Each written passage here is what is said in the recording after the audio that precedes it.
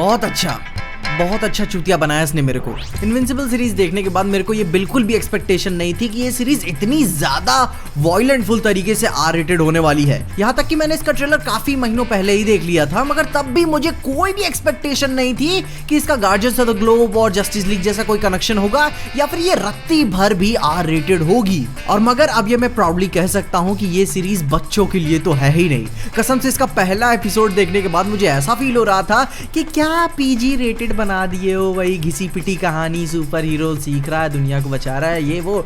लेकिन जब लास्ट का मतलब उसी एपिसोड में लास्ट का सीन आता है, मेरा दिमाग पूरा उड़ जाता है कि भाई ये मैंने क्या देख लिया, ये क्या था और कितना अच्छा चूतिया इसने मेरे को बनाया। यहाँ तक कि वॉयलेंस छोड़ो, एक गाली तक उन्होंने नहीं दी है, इतना मेरे को बहका के रखा। मगर धीरे धीरे जैसे मैं इस सीरीज को और भी ज्यादा जानता चला गया, इस सीरीज को और भी ज्यादा एक्सप्लोर करता चला गया, मेरे को समझ में आने लगी इसकी कहानी क्या है, ये हमें कहना क्या चाहती है। और इन्हीं सारी बातों को हम ये समझेंगे कि ये सीरीज क्यों इतनी ज्यादा अच्छी है वॉयलेंट फुल तरीके से। क्योंकि और भी R rated super hero movie series आ रही हैं, मगर ये उनमें से बिल्कुल अलग हो जाती है और उन्हीं के बारे में हम समझेंगे। मगर उससे पहले हेलो एवरीवन, मैं हूं पीजे और आप देख रहे हैं PJ explain. Fuck you, Nolan.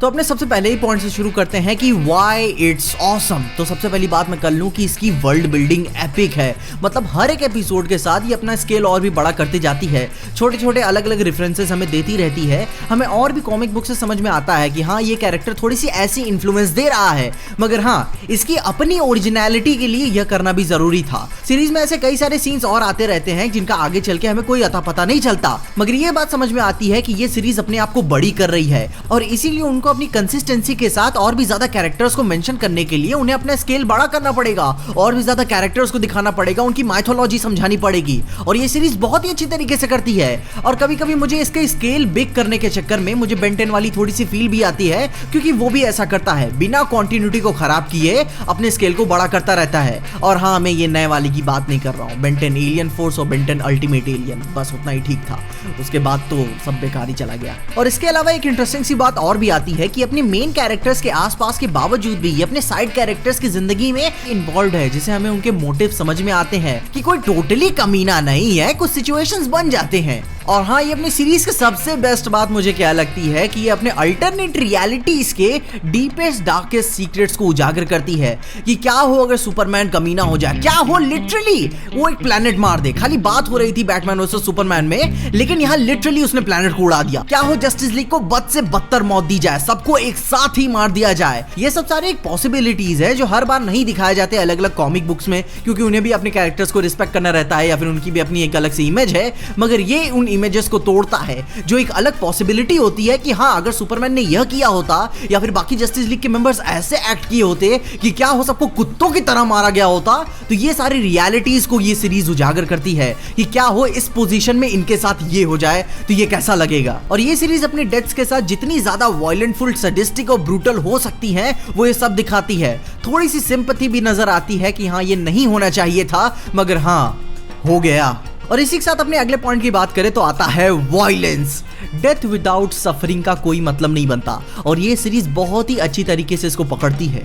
क्या मोटिव है उस डेथ का जिसका कोई मतलब ही ना हो। जब कोई कैरेक्टर उस डेथ में सफर ही ना करे, उसको यादगार कैसे बना सकते हो आप। और ये सीरीज बहुत ही अच्छा पकड़ती है, डेथ और वायलेंस को एक सफरिंग के साथ दिखाती है। जो मसाला छिड़का जाता है उसके ऊपर कमाल का एकदम खौफनाक दिखता है। और ये सीरीज बाकी किसी भी आर रेटेड मूवी या सीरीज से ये चीज को अच्छी तरीके से पकड़ती है, वायलेंस को और भी ज्यादा मीनिंगफुल वे में दिखाती है। और इसके बारे में भी आप समझेंगे, मैं बता रहा हूँ। अब देखो, जैसे मैंने बोला कि ये सीरीज वायलेंस को सीरियसली लेती है, उसका मतलब ये होता है कि ये उसके लिए रिस्पॉन्सिबल होती है, कि मतलब किसी भी फाइटिंग सीक्वेंस का या फिर जंग के कोई ना कोई कॉन्सिक्वेंसेस होती हैं, और ये सीरीज उस बात को सीरियसली लेती है। भाई, अगर इन्वेजन हुआ है तो कैजुअलिटीज होंगी, आपके तरफ से कुछ लोग मरेंगे तो कुछ लोग हमारी तरफ से भी मरेंगे, ये इनएविटेबल चीज है। एवेंजर्स एंड गेम की एंडिंग की तरह कोई लड़ाई एक तरफा नहीं होगी। तुम ऑफेंड मत होना, मैं बात कुछ और कर रहा हूँ, लेकिन तुम्हें समझ में आ गया। ठीक जैसे कि बिना ऑफेंड हुए इसी बात को और अच्छे तरीके से समझने के लिए हम बॉयज का एग्जांपल लेते हैं। उसमें भी वॉयलेंस बहुत ही ताबड़तोड़ तरीके से भरा हुआ है,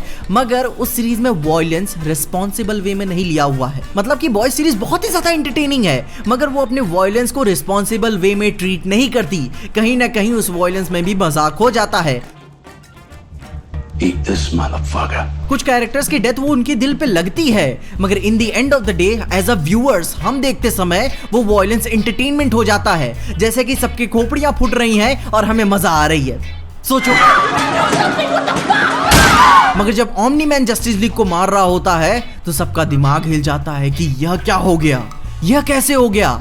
और इस बात को समझने का एक और बहुत ही अच्छा एग्जांपल आता है अपनी गेम ऑफ थ्रोन्स से रेड वेडिंग का। इतने शांत स्वभाव माहौल में जब इतनी खौफनाक चीज होती है तो हम एंटरटेन फील नहीं करते हैं, हमें अफसोस होता है कि ये कैसे हो गया, ये क्यों हुआ और इतने भयानक तरीके से हुआ। मगर फिर भी ये सारे एग्जांपल्स तो सीरीज से समझने के लिए काफी आसान है, क्योंकि गेम ऑफ थ्रोन्स और दी बॉयज सीरीज कोई छोटी मोटी सीरीज नहीं है। और बॉयज सीरीज की तो बात ही छोड़ दो, वो तो सेलिब्रिटी कल्चर, कॉर्पोरेट इंटरेस्ट और नाहिलिस्टिक टोन को रख के वॉयलेंस का यूज करती है, जो कि एज एन एंटरटेनमेंट वे में हमें एंटरटेन करता है।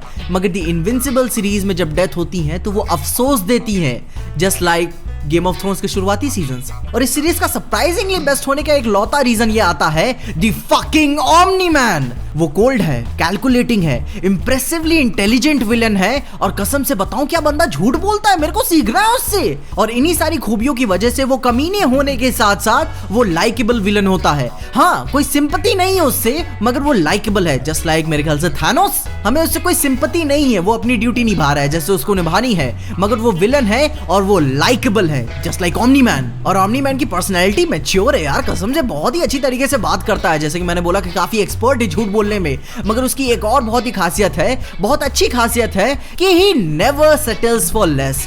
मतलब कि दिमाग कभी कभार भटक जरूर जाता है, मगर इन दी एंड ऑफ द डे घुमा फिरा के मकसद वही है और वही चाहिए ही, क्योंकि उसका मकसद ही उसे डिफाइन करता है। और भाई जेके सिमंस ने तो इनके कैरेक्टर को फाड़ दिया एकदम से, मजा आ गई। मेरे को देख के समझ में आ गया था कि इसकी डबिंग कौन करने वाला है, कि उनकी मूछे, चेहरे का स्ट्रक्चर, 20s वाला स्टाइल और ये साइड लाइन ग्रे हो जाना, मैं समझ गया था कि ये कौन है। मगर ट्रेलर ने मुझे बहुत धोखा दिया और पहले एपिसोड ने भी धोखा दिया, जो कि अच्छा धोखा था। और जेके सिमंस यार मैं बताता हूँ कमाल से, मैं फैन हो गया आपका, फैन तो था ही पहले से, मगर और भी बड़ा फैन हो गया। जो ओमनी मैन के कैरेक्टर में जो उन्होंने फादर फिगर लेके आया है ना, कि गोल्स बियॉन्ड योर इमेजिनेशन वाला, वो बहुत ही अच्छा लगता है। जब कोई कैरेक्टर, जब कोई कमीना character as a father figure के तौर से सबसे बात करता है तो बहुत ही अच्छा लगता है, एक सेंस ऑफ मैच्योरिटी जाग जाती है कि भाई कितना ऊपर है ये। और इतना सब कुछ कहने के बाद ये बात मैं जरूर कहूंगा कि it's totally worth your time. इसे मैं पूरी तरीके से यूनिक या ओरिजिनल नहीं बोलूंगा, क्योंकि ये अलग अलग यूनिवर्स के अलग अलग पॉसिबिलिटीज और अल्टरनेट रियलिटीज को एक्सप्लोर करती है, मगर फिर भी एक्सप्लोर करने की वजह से ये यूनिक है और ये काफी अच्छी तरीके से इसे हैंडल भी करती है। कुछ कैरेक्टर्स को कॉमिक बुक के डिपिक्शन से हिसाब से उनसे चेंज कर दिया गया है, कुछ का जेंडर ही चेंज कर दिया गया है, तो कुछ की पर्सनालिटी चेंज कर दी है, कुछ की एज चेंज कर दी गई है, तो कुछ की सेक्सुअलिटी ही बदल दी गई है। और हाँ भाई, ये बात तो जाहिर सी है कि कॉमिक्स में कैरेक्टर तो ज्यादा इलैबोरेटेड तरीके से रहते हैं, मगर ये सीरीज भी कुछ कम नहीं है, अभी एक्सपैंड कर रही है। क्योंकि ज्यादातर सीरीज, मैंने जहां तक एक्सपीरियंस से बोल रहा हूं, कि ज्यादातर सीरीज अपने सीजन 2 या मूवी के पार्ट 2 से ही एक्सपैंड होना शुरू होती हैं, अपनी यूनिवर्स को बड़ा करती हैं। मगर ये सीरीज अपने पहले ही सीजन से अपनी यूनिवर्स को एक्सपैंड कर रही है, जो कि यही मुझे बहुत ही अच्छी चीज इसकी लगती है। और हाँ, समय के साथ साथ ये अपनी यूनिवर्स को और तो बड़ा करेंगे ही, जैसे ऐसे कैरेक्टर्स की छोटी छोटी हिंट्स इन्होंने हमें दिए हैं। और इनके क्रिएटर्स ने भी कहा है कि ये सीरीज अप टू 7 सीजन्स तक जा सकती है। मैं तो तैयार हूं पूरा देखने के लिए। तुम बताओ तुम्हें कैसा लगता है? अगर तुमने इनक्रेडिबल देख ली है तो उसके बारे में मुझे कमेंट्स में बताओ कि तुम्हें कैसा लगा, क्योंकि इसने मुझे को शुरू में बहुत बड़ा चूतिया बनाया था, मगर अब बहुत पसंद आता है। और अगर तुमने नहीं देखी है तो जाके देखो यार। अगर सुपर हीरो कम्युनिटी के फैन हो तो मैं बता रहा हूं, इसे देखो, एक अलग ही तरीके का एक्सपीरियंस मिलेगा, क्योंकि ये वॉयलेंस को सीरियस वे में लेती है और ये हमें बाकी किसी में देखने को नहीं मिला है एक्सेप्ट गेम ऑफ थ्रोन्स, क्योंकि फैंटेसी में आता है और सुपर हीरो जॉनर कभी नहीं है। खैर, उसकी बात हम फिर कभी करेंगे। मगर ये अपने वॉयलेंस को सीरियस और रिस्पेक्टफुल वे में लेती है, इसीलिए मैं आपको रिकमेंड कर रहा हूं कि ये हमें कुछ नया दिखा रहा है आर रेटिंग के नाम पर। सीरीज बहुत कमाल की है, अगर नहीं देखा है तो देख लेना। जिन लोगों ने देख लिया तो कमेंट्स में बताना कि तुम्हारे एक्सपीरियंसेस कैसे रहे। और हाँ, आज कुछ ज्यादा ही एनर्जी देखने को मिल रही है, पता नहीं मेरे गला भी दर्द कर रहा है, मगर फिर भी मैं पूरी कोशिश कर रहा हूँ। इसके अलावा अगर आपको स्ट्रीम देख कुछ भी अच्छा लगा, खुशी या मजा है, तो लाइक मार दो इस वीडियो को। इस चैनल पे कहीं से भी नए आ गए हो तो सब्सक्राइब तो मार देना इस चैनल को। और अगर आपको ये वीडियो कहीं भी अच्छी लग गई तो अपने दोस्तों शेयर कर देना। मेरे इंस्टाग्राम और ट्विटर हैंडल्स आपको नीचे डिस्क्रिप्शन में मिल जाएंगे और देखते रहिए पीजे एक्सप्लेन। और by the way, thank you for 400K+ subscribers. जल्द ही मिलेंगे।